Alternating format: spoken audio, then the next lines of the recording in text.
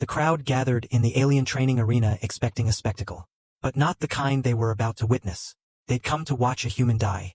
The alien commander stood tall, her copper-colored eyes gleaming with contempt as she surveyed the human standing before her execution squad.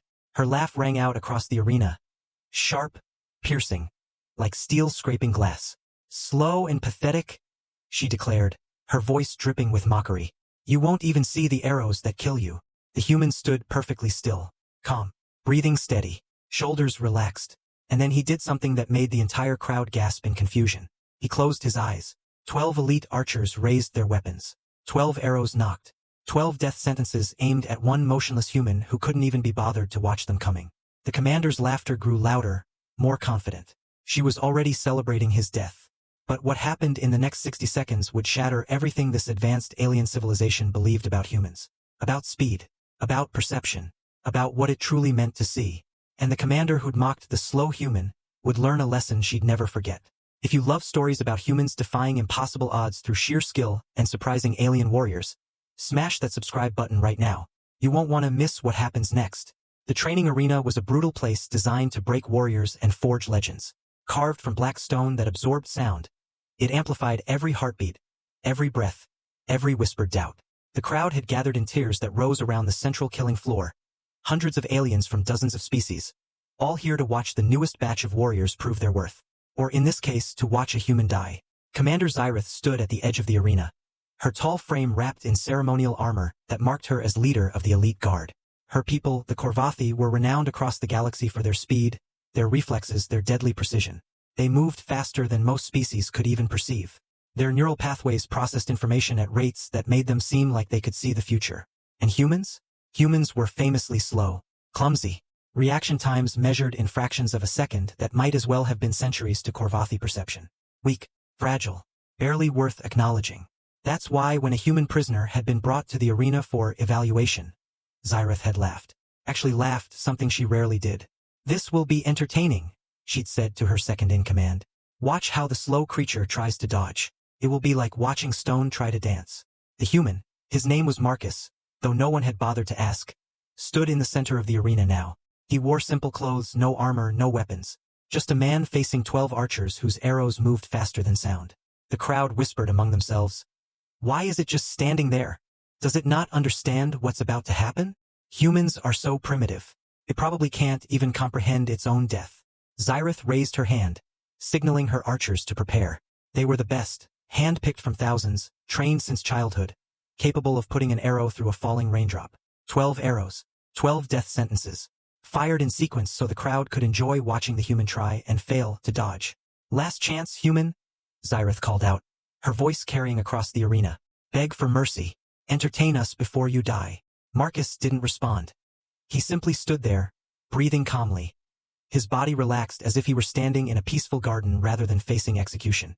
And then he closed his eyes. The crowd went silent. Even Zyrith stopped smiling. What is it doing? Someone whispered. Has it gone mad? Maybe it's praying to its primitive gods. Zyrith felt a flicker of uncertainty, but she crushed it immediately. Closing its eyes wouldn't save it. Nothing would save it. Fire when ready, she commanded. The first archer drew back his bowstring. The tension sang in the air. The arrow trembled, eager for release. Marcus tilted his head slightly, as if listening to something the crowd couldn't hear. His shoulders dropped another fraction. His breathing slowed even further, and Zyrith felt something she hadn't felt in years. Doubt. The first arrow launched with a sharp crack that split the air. It was a perfect shot, aimed directly at Marcus's chest, fired with enough force to punch through armor. The archer was smiling even before the arrow left the string, already imagining the satisfying thud of impact. But the human moved, just slightly, a subtle shift of his torso, barely noticeable to most of the crowd. His eyes remained closed, his face serene, and the arrow whistled past, embedding itself in the stone wall behind him with a sharp crack. The crowd murmured. Luck, they decided. Pure chance. The second and third arrows fired almost simultaneously, crisscrossing paths designed to eliminate any possible escape route. Marcus swayed like grass in the wind. His head dipped, his body flowed, and both arrows missed by millimeters. Now the crowd was standing. This wasn't luck. This was something else. Zyrith's eyes narrowed. Focus, she barked at her archers. Stop playing with it. The fourth, fifth, and sixth arrows launched in rapid succession. 3 different angles, 3 different heights, fired by 3 of the best archers in the guard. Marcus moved like water. A step to the left, a lean to the right, a subtle twist of his shoulders. Each arrow passed harmlessly, striking stone or dirt. His eyes never opened. The 7th arrow aimed for his face. The crowd gasped as it streaked toward his head. Surely this one would connect. Surely he couldn't possibly. Marcus tilted his head backward, and the arrow passed so close to his nose that it should have drawn blood. But there wasn't even a scratch. The crowd erupted in confused shouting. Some cheered, caught up in the impossible display. Others roared in anger, feeling cheated of the death they'd been promised. Xyrath's hands clenched into fists. This was impossible. Humans couldn't move this fast. Their neural systems weren't capable of processing information quickly enough to dodge arrows they couldn't even see. Unless, he's not dodging, she whispered to herself. He's predicting. The 8th and 9th arrows launched together at an X pattern that eliminated all escape angles. It was a killing technique that had never failed. The target either dodged one arrow and got hit by the other or froze and got hit by both. Marcus dropped into a crouch. Both arrows passed overhead, so close together they almost touched. The crowd fell silent again. This was beyond skill, beyond luck. This was something they had no word for. The 10th arrow came from an unexpected angle. One of the archers had repositioned, trying to catch Marcus off guard.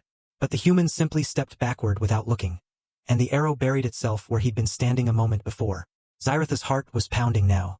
She'd seen warriors with enhanced reflexes, cybernetic implants, even psychic abilities. But this was different. The human wasn't faster than her archers. His movements weren't enhanced by technology or drugs. He was just aware, impossibly, completely aware of everything happening around him.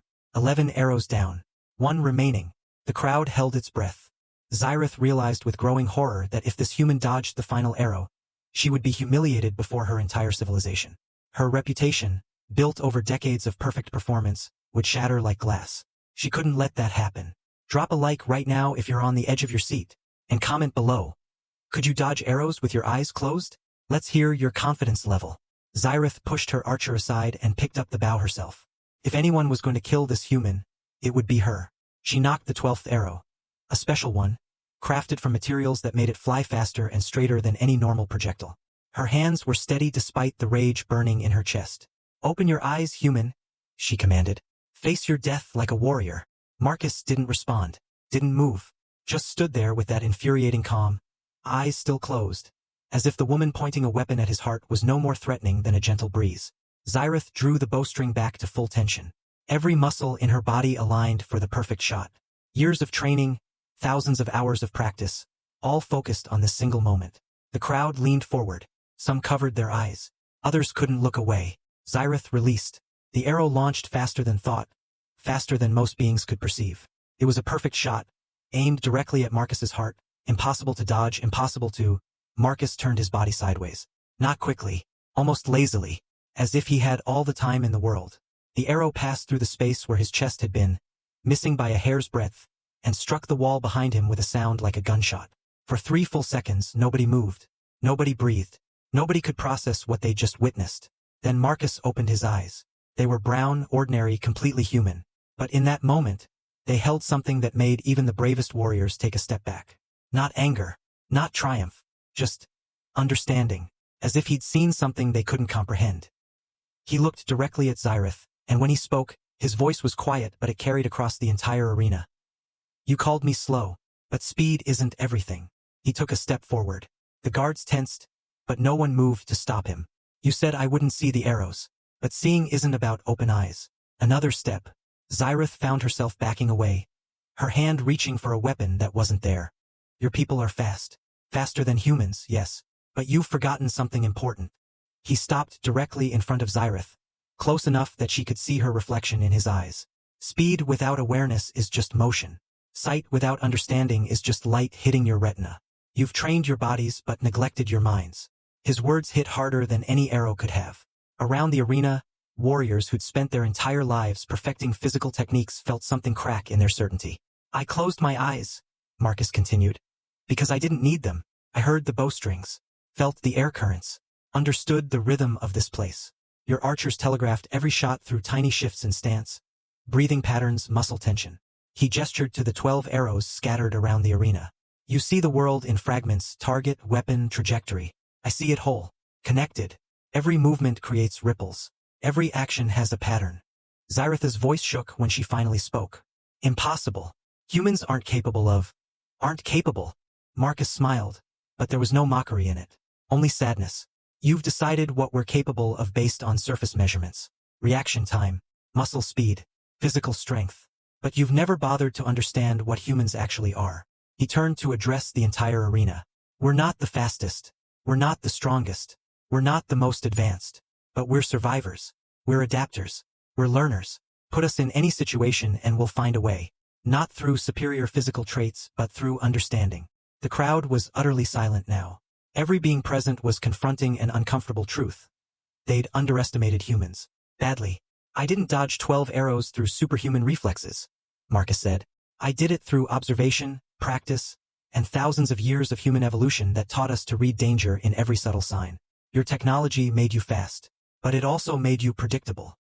He looked back at Xyreth, and for the first time since he'd arrived at the arena, he let his exhaustion show. His shoulders sagged slightly. His voice softened. I'm not here to humiliate you, Commander. I'm here because you need to learn what I've learned. Strength comes in many forms, and dismissing someone as slow or weak because they're different from you, that's the fastest way to lose. The days following the arena demonstration changed everything. Xyreth, whose pride had been shattered before her entire civilization, faced a choice. Cling to her humiliation or learn from it. She chose the latter. Marcus found her at the training grounds 3 days after the arrow trial. She stood alone, bow in hand, staring at a target with an expression he recognized. The look of someone whose entire worldview had been challenged. Teach me, she said without preamble. Teach you what? Whatever you did. That awareness. That understanding. She lowered the bow. I've spent my entire life perfecting speed. And in 5 minutes, you showed me it means nothing without perception. Marcus studied her for a moment, then nodded. It won't be easy. What I did takes years of practice. Meditation.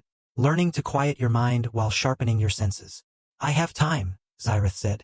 And apparently, I have much to learn. Over the following weeks, word spread throughout the alien civilization. The human who dodged 12 arrows became a legend, yes. But more importantly, he became a teacher. Warriors from across the galaxy came to learn from him.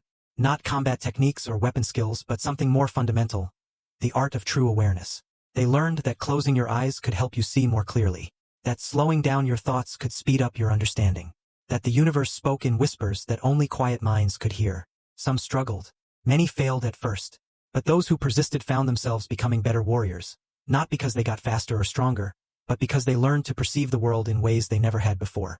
Xyreth became one of his best students. The humiliation that had nearly destroyed her pride instead destroyed her arrogance. And what grew in its place was something far more valuable, wisdom. One evening, as the twin suns set over the training grounds, she asked him, "Why did you help us? After we mocked you, tried to kill you, treated you as inferior. Why teach us?" Marcus smiled. Because that's what humans do. We learn. We adapt. We share what we've learned. Your people aren't my enemies. You were just uninformed. And the best response to ignorance isn't anger. It's education. Xyreth shook her head in wonder. Your species is stranger than I ever imagined. We get that a lot, Marcus replied. As he walked away, leaving Xyreth to her practice, he thought about the moment those arrows had flown toward him. The absolute certainty he'd felt. The peace that came from complete awareness. Humans weren't fast, weren't strong, weren't advanced. But they understood something that all the technology and evolution in the galaxy couldn't teach. That true power came not from physical superiority, but from the wisdom to perceive what others missed. And sometimes the greatest strength was teaching your enemies to become allies. And that's why you never underestimate a human. We might seem slow, but we see the world in ways others can't imagine. If this story amazed you, subscribe right now and hit that notification bell. We post incredible HFY stories like this every week.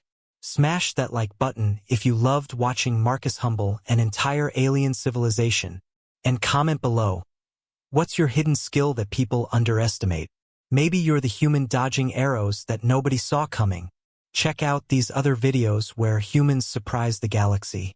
Remember, humans might not be the fastest, strongest, or most advanced species, But we're the ones who win because we understand what others can't see. Until next time, keep surprising the universe. This is Human Code, and we'll see you in the next epic HFY adventure.